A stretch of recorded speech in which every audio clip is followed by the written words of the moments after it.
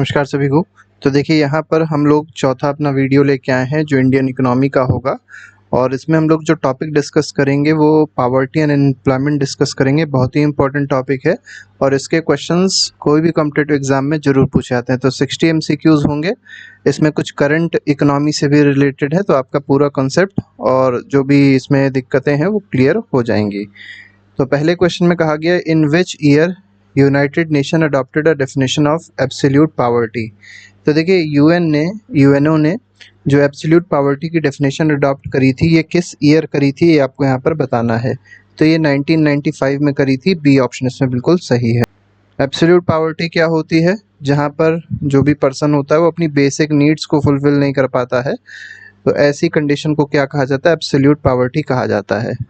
और इंडिया में अगर देखा जाए तो इंडिया में एब्सोल्यूट पावर्टी ही चेक करी जाती है। जितने भी डेवलपिंग नेशंस होते हैं वहाँ पर एब्सोल्यूट पावर्टी को कैलकुलेट किया जाता है, जबकि जो डेवलप्ड नेशंस होते हैं वहाँ पर कैसी पावर्टी देखी जाती है? वहाँ पर रिलेटिव पावर्टी को देखा जाता है।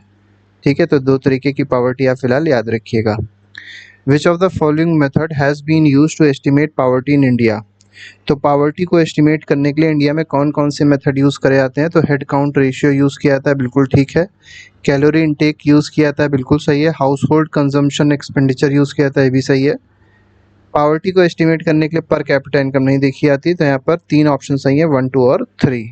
ठीक है, तो इसमें कौन सा ऑप्शन हो जाएगा? बी ऑप्शन हो जाएगा। दैट इज यहाँ पर हमको हेड काउंट रेशियो मिल रहा है, कैलोरी इनटेक मिल रहा है, हाउस होल्ड कंजम्पशन एक्सपेंडिचर मिल रहा है। लेकिन इस समय अगर आप देखेंगे प्रेजेंट में जो पावर्टी एस्टिमेट करी जा रही है वो केवल हाउस होल्ड कंजम्पशन एक्सपेंडिचर से की जा रही है। लेकिन फ़िलहाल यहाँ पर क्योंकि ये तीनों ही दिए गए हैं और तीनों ही कहीं ना कहीं पहले मेजर किए जाते थे, तो इसमें बी ऑप्शन सही होगा। मतलब ज़्यादा सूटेबल मेथड कौन सा है? हाउस होल्ड कंजम्पशन एक्सपेंडिचर है, लेकिन ये दोनों भी यूज़ किए जाते थे। अलग अलग कमेटी की रिपोर्ट्स आई है जिसमें पावर्टी को मेजर किया गया है कैलोरी इंटेक से भी। The basis of poverty estimates in India is. अब देखिए पावर्टी एस्टिमेट का बेसिस क्या है इंडिया में? वही सेम क्वेश्चन है कि पावर्टी कैसे मेजर करी जा रही है। पर कैपिटा इनकम गलत है, पर कैपिटा एक्सपेंडिचर भी गलत है। सी ऑप्शन सही है, house hold consumption expenditure is the correct answer. ठीक है, और मेनली कौन कर रहा है? तो एनएसओ जो है ये कर रहा है। ठीक है, आगे बढ़ते हैं। Unemployment and poverty estimates in India are based on.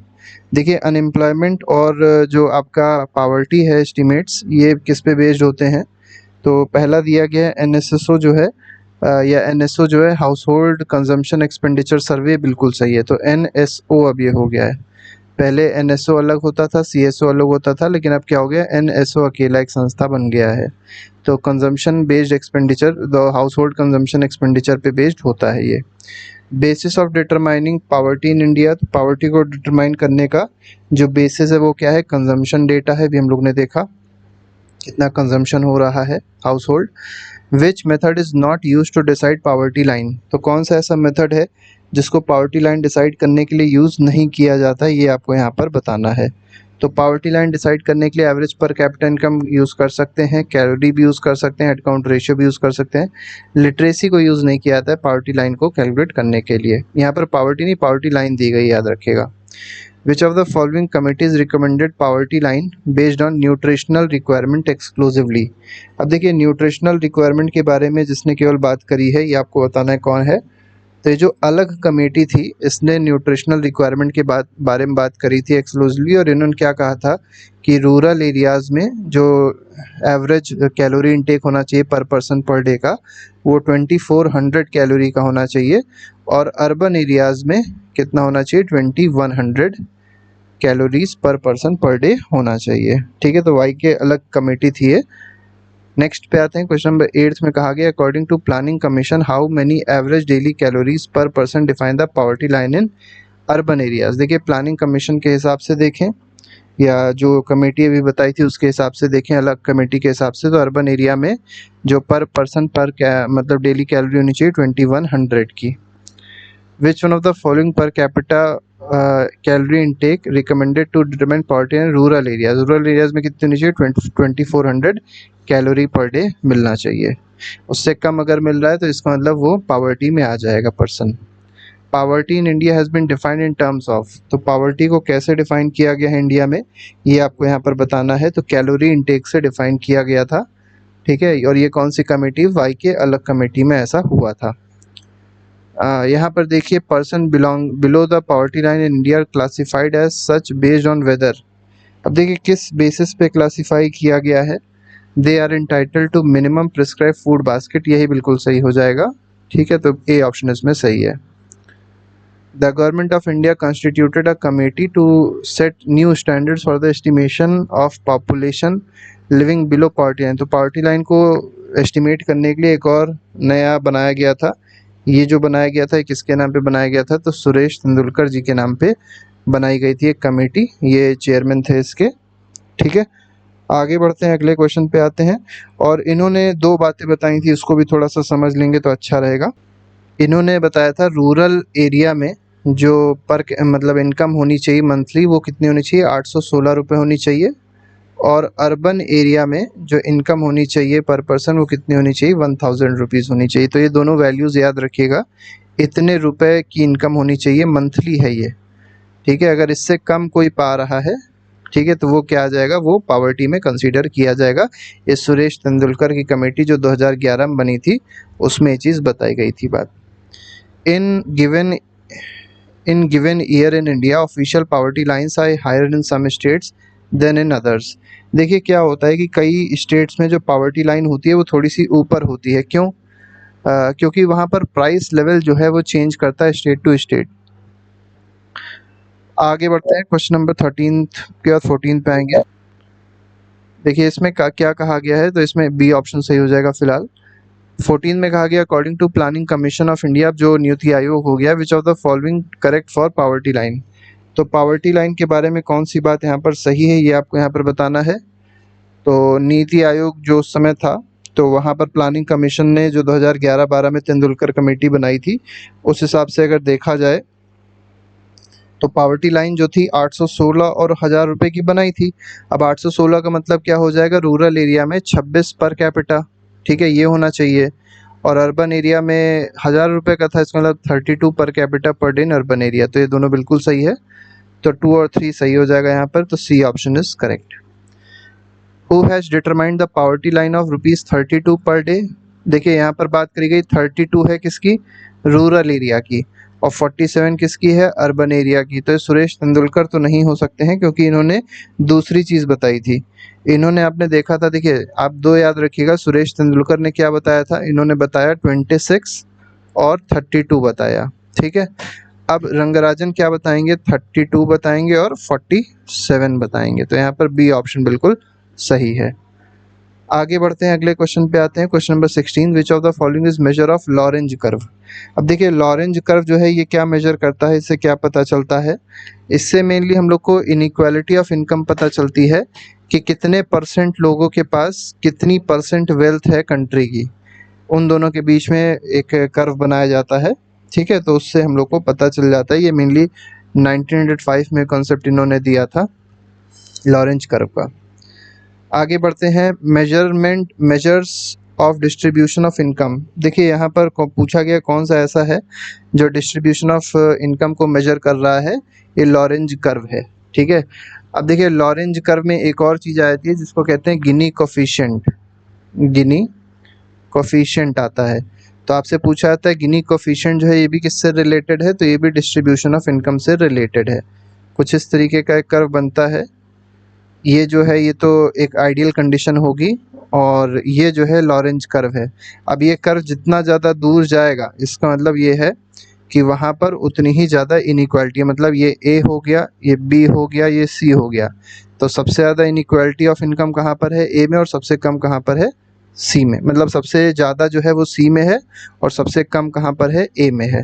तो C is greater than B is greater than A. तो अगर पूछा जाए आप किस कंट्री में रहना पसंद करेंगे, चलिए आप लोग कमेंट बॉक्स में बताइएगा। इन तीनों कंट्रीज़ की कंडीशन आप लोग ने देख ली, तो आपसे अगर पूछा जाए कि इन 3 कंट्रीज़ में सबसे अच्छी कंट्री कौन होगी जिसमें रहना ठीक होगा, सी, बी या ए, आप लोग कमेंट बॉक्स में बताइएगा।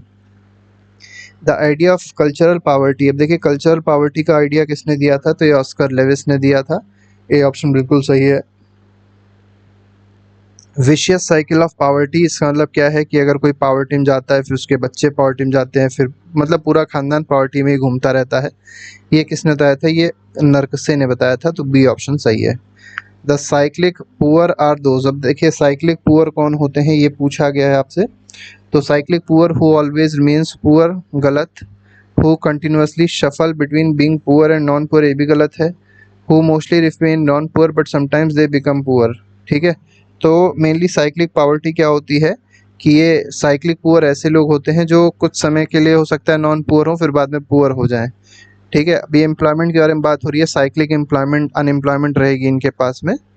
विच of the following fixes poverty line in India, तो पावर्टी लाइन को कौन फिक्स करता है? तो ये नीति आयोग फिक्स करता है। और डेटा कौन देता है? एनएसओ देता है। Which among the following in India is nodal agency for estimation of poverty at national and state level, तो नेशनल और स्टेट लेवल पे अब ये प्लानिंग कमीशन नहीं हो जाएगा, यहाँ पर नीति आयोग हो जाएगा, ठीक है। नीति आयोग जो है वो ये काम करेगा, ठीक है, कि स्टेट लेवल और नेशनल लेवल पे जो पावर्टी का एक तरीके से एस्टिमेशन कर रहा है वो कौन है? नीति आयोग है। तो डी ऑप्शन इसमें सही है। Which of the following committees is related to estimation of poverty in India, तो एस्टिमेशन ऑफ पावर्टी से कौन रिलेटेड है? सुरेश तेंदुलकर कमेटी रिलेटेड है। और वैसे लकड़ा वाला भी रिलेटेड है इसी से, तो यहाँ पर दो ऑप्शन हो जाएंगे, बी और डी हो जाएंगे।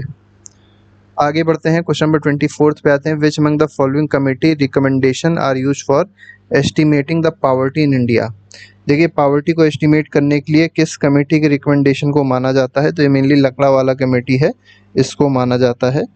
आगे बढ़ेंगे, क्वेश्चन नंबर 25 पे आते हैं। 25 क्वेश्चन देखिए क्या कह रहा है।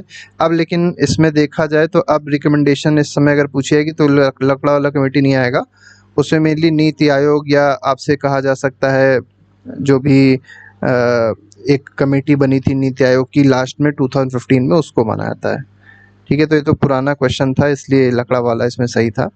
Which of the following committees was setup in India for identification of BPL families in urban areas, तो बीपीएल फैमिलीज को अर्बन एरियाज में आइडेंटिफाई करने के लिए जो कमेटी बनी थी वो कौन सी बनी थी? वो हाशिम कमेटी बनी थी, ठीक है। तो बीपीएल फैमिलीज को आइडेंटिफाई करना था कहाँ पर? अर्बन एरियाज में। अब यहाँ पर देखिए दो स्टेटमेंट आपके पास दिए गए हैं। There is a need to consider the people below poverty line as identified group, तो इनको आइडेंटिफाई ग्रुप के रूप में देखना जरूरी है, बिल्कुल सही बात है। It facilitates the targeting of programme agencies, बिल्कुल सही है। तो यहाँ पर दोनों सही है और एक्सप्लेनेशन भी सही है, तो यहाँ पर ए ऑप्शन सही हो जाएगा। In India both rich and poor are malnourished, ठीक है। तो रिच और पुअर दोनों माल नरिश्ड है, बिल्कुल ठीक बात है। अब रिच क्यों माल नरिश है? क्योंकि वो डाइट ठीक से नहीं ले रहा, गलत डाइट ले रहा है। और पुअर क्यों है? क्योंकि उसको मिल ही नहीं रही डाइट, पुअर डाइट है उसकी। तो यहाँ पर ए ऑप्शन सही हो जाएगा, दोनों बात बिल्कुल ठीक है। Tendulkar committee has estimated that in India the percentage of population BPL is, अब देखिए तेंदुलकर कमेटी ने क्या बताया था कि जो पावर्टी लाइन है इंडिया में वो कितने परसेंट लोग पावर्टी लाइन के नीचे आते हैं? तो 37.2 का परसेंटेज बताया था इन्होंने। फिर वही क्वेश्चन है तो 37.2 इसमें भी हो जाएगा। According to official estimates the percentage of Indian population living below poverty line is about, देखिए यहाँ पर ऑफिशियल एस्टिमेट पूछा गया है।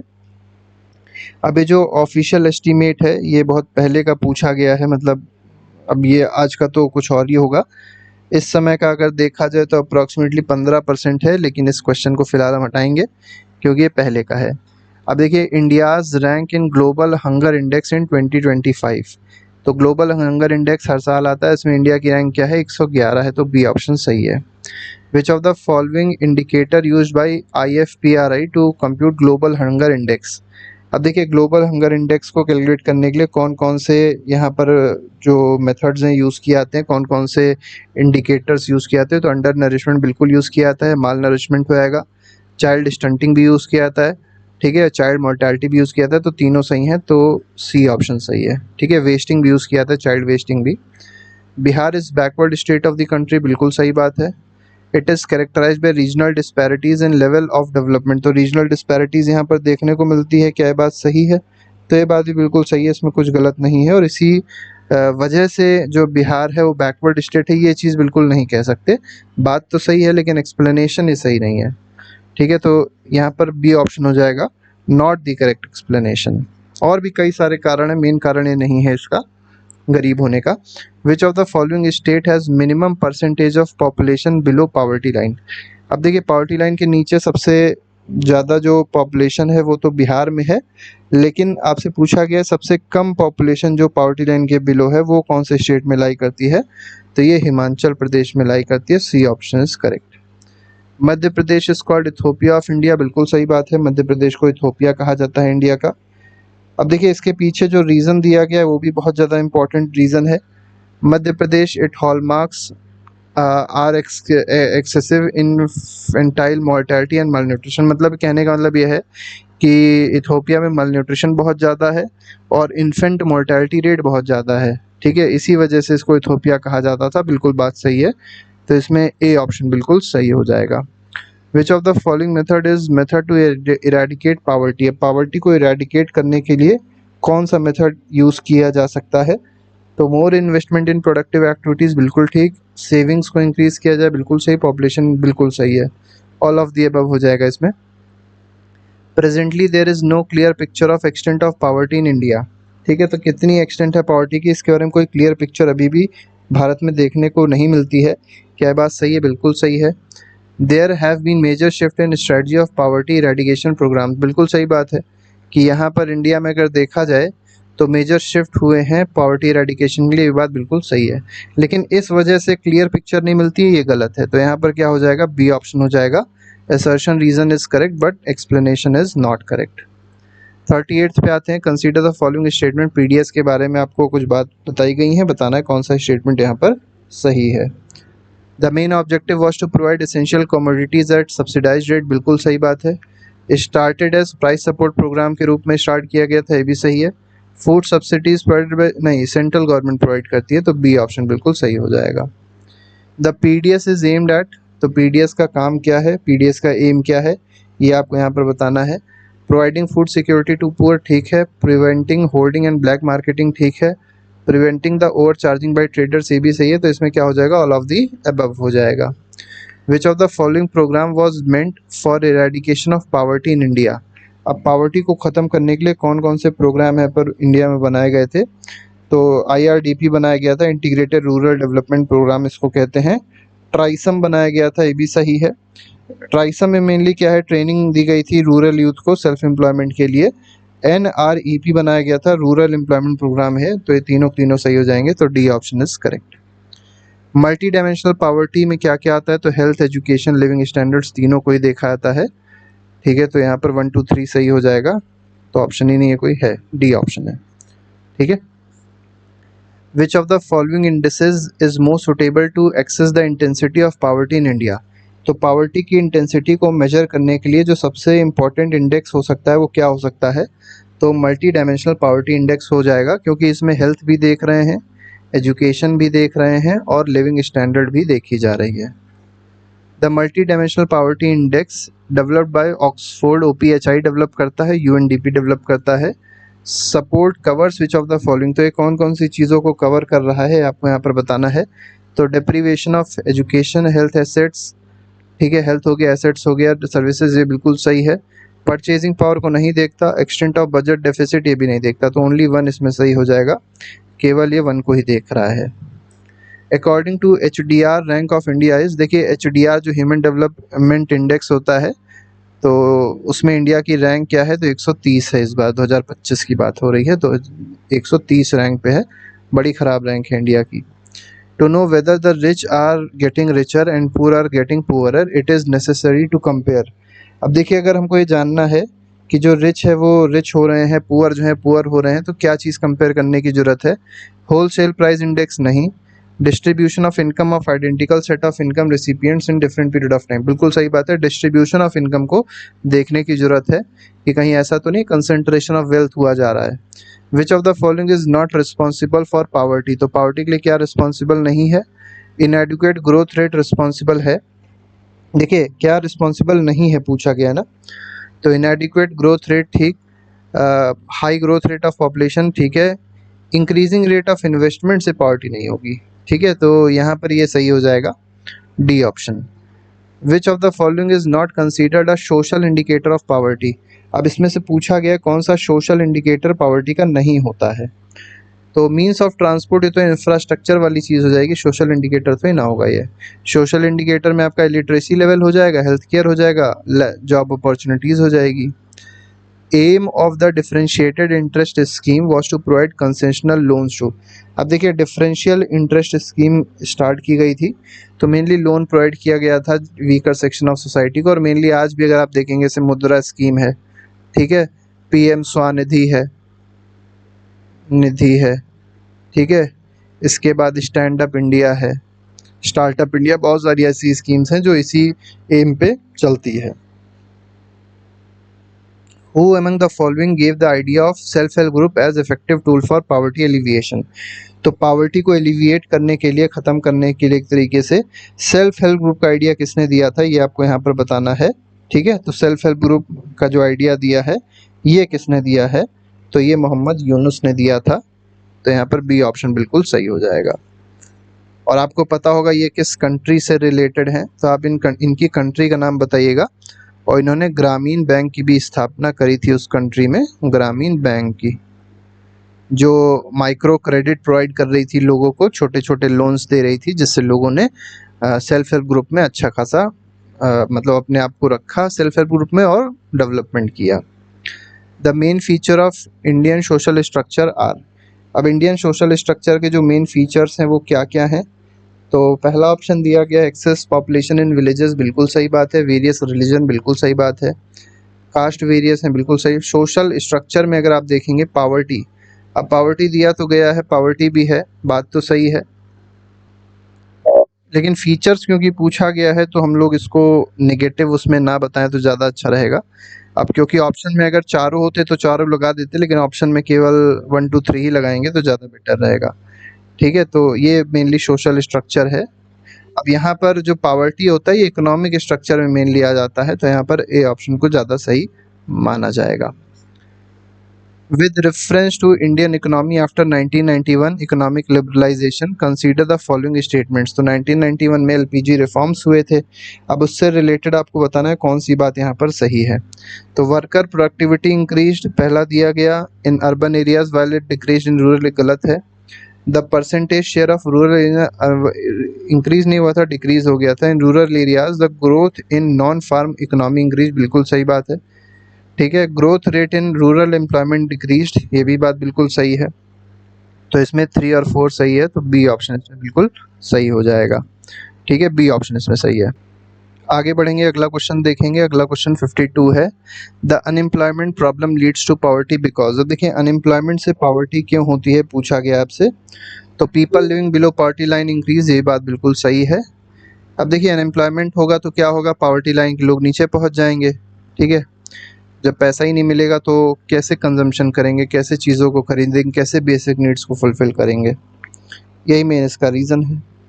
आगे बढ़ते हैं, क्वेश्चन नंबर 53 देखेंगे। Educated unemployment increases with rate of economic growth, बिल्कुल सही बात है। It happens only when there is lack of professional education, ये बात बिल्कुल सही है। तो एजुकेटेड अनएम्प्लॉयमेंट बढ़ रही है, और क्यों बढ़ रही है, क्योंकि प्रोफेशनल एजुकेशन लैक कर रहा है, बिल्कुल बात सही है। तो ए ऑप्शन इसमें सही हो जाएगा, ठीक है। इसीलिए स्किल डेवलपमेंट की ज़रूरत है। यहाँ पर देखिए 2 स्टेटमेंट दिए गए हैं, आपसे पूछा गया कौन सा स्टेटमेंट यहाँ पर सही है। तो पहला स्टेटमेंट देखिए क्या कह रहा है, unemployment allowance should be given to all unemployed youth above 18, सही बात है। एजम्पशन देखिए ये बात इसमें दी गई। अब इसमें क्या एजम्पशन क्या दे रहा है, unemployment youth in India needs monetary support, ठीक है। गवर्नमेंट है सफिशिएंट, नहीं सफिशिएंट फंड्स तो नहीं है सरकार के पास, तो इसमें एजम्पशन केवल फॉलो हो रहा है। फंड्स की तो बड़ी कमी है सरकार के पास, ठीक है। सरकार यूज़ तो कर सकती है फंड्स, लेकिन इन सब चीज़ों में थोड़ी ना यूज़ करेगी। आगे बढ़ते हैं, क्वेश्चन नंबर 55 देखेंगे अब। Roots of urban poverty lies in rural areas. अब देखिए जो रूट्स हैं अर्बन पावर्टी के वो रूरल एरियाज में लाई करते हैं, सही बात है। Level of education is normally low in rural areas, बिल्कुल सही बात है। तो यहाँ पर असर्शन भी सही है, रीज़न भी सही, एक्सप्लेनेशन भी सही हो जाएगा। Most of the unemployment in India is, अब ज़्यादातर अनएम्प्लॉयमेंट जो इंडिया में है वो कैसा देखने को मिलता है, ये आपको यहाँ पर बताना है। तो इंडिया में जो अनएम्प्लॉयमेंट है वो स्ट्रक्चर की वजह से, पुअर इंफ्रास्ट्रक्चर है, ठीक है, हेल्थ केयर फैसिलिटीज़ नहीं है, क्वालिटी एजुकेशन नहीं है और भी बहुत सारी चीज़ें हैं। तो स्ट्रक्चरल फैक्टर्स हैं जिसकी वजह से अनएम्प्लॉयमेंट देखने को मिलता है। डिसगाइज्ड अनएम्प्लॉयमेंट का मतलब क्या होता है कि एक फील्ड है जिस पे एक आदमी का काम है लेकिन उसमें 10 लोग लगे हुए हैं, तो 9 लोग की मार्जिनल प्रोडक्टिविटी क्या हो जाएगी, जीरो हो जाएगी। तो जहाँ पर मार्जिनल प्रोडक्टिविटी लेबर की जीरो होती है उसको डिसगाइज्ड अनएम्प्लॉयमेंट कहते हैं। In India disguised unemployment is main characteristic of, तो कहाँ देखने को मिलता है, एग्रीकल्चर में देखने को मिलता है मेनली, तो प्राइमरी सेक्टर हो जाएगा। ठीक है, disguised unemployment is mainly related to, अब देखिए क्या पूछा गया है, जो डिसगाइज्ड अनएम्प्लॉयमेंट है ये किससे रिलेटेड है, मतलब कौन से सेक्टर से रिलेटेड है आपको ये बताना है। तो एग्रीकल्चर से तो रिलेटेड है ही है, रूरल एरिया से भी रिलेटेड है, मैन्युफैक्चरिंग से रिलेटेड नहीं है, ठीक है, अर्बन एरिया से भी रिलेटेड नहीं है, तो 1 और 2 सही हो जाएगा, डी ऑप्शन इज करेक्ट। आगे बढ़ते हैं, number of person who remained unemployed for major part of year. अब देखिए ज़्यादातर साल में जो पर्सन अनएम्प्लॉयड रहा है उसको क्या कहा जाएगा, तो यूजुअल स्टेटस अनएम्प्लॉयमेंट इसको कहा जाएगा। तो इसमें क्या सही हो जाएगा, इसमें ए ऑप्शन बिल्कुल सही हो जाएगा। Which of the following method is not used by NSO for measurement of unemployment in India. तो अनएम्प्लॉयमेंट के लिए कौन सा मेथड यूज़ नहीं किया जाता है, तो usual principal statistic current monthly status जो है ये नहीं यूज़ किया था, तो बी ऑप्शन सही हो जाएगा। Which of the following is not responsible for unemployment, तो अनएम्प्लॉयमेंट के लिए क्या रिस्पॉन्सिबल नहीं है, ये आपसे यहाँ पर पूछा गया है। तो rapid growth of population responsible है, लैक ऑफ स्किल भी रिस्पॉन्सिबल है, growth of per capita income ये रिस्पॉन्सिबल नहीं है, तो सी ऑप्शन इसमें बिल्कुल सही है। गिवन बिलो आर 2 स्टेटमेंट्स, यहाँ पर देखिए असर्शन रीजन दिया, लास्ट क्वेश्चन है, the labour force participation rate has fallen sharply in recent years for female in India. तो फीमेल में अगर देखा जाए तो labour force participation rate FLFPR जो होता है वो फॉल किया है, ये बात गलत है। अगर आप प्रेजेंट का डेटा देखेंगे तो FLFPR जो है वो बढ़ा है, तो अगर ये गलत है तो दूसरा अपने आप ही सही हो जाएगा। डिक्लाइन इन यहाँ पे उसी के हिसाब से दिया गया डेटा, तो ये भी गलत है, तो इसमें दोनों ही फॉल्स हैं, तो इसमें ई ऑप्शन हो जाएगा, नन ऑफ दी अबव। ठीक है, कोई भी ऑप्शन इसमें सही नहीं है, दोनों ही स्टेटमेंट इसमें गलत हैं। तो इस तरीके से 63 क्वेश्चंस थे जो हम लोग ने डिस्कस किए। इसके अलावा और भी कई सारे MCQs का सेशन है जो हम लोग ने लिया है, जिसको आप जाके देख सकते हैं और अपना रिविजन अच्छे से कर सकते हैं। अभी के फिलहाल नहीं, thank you very much, goodbye, जय हिंद।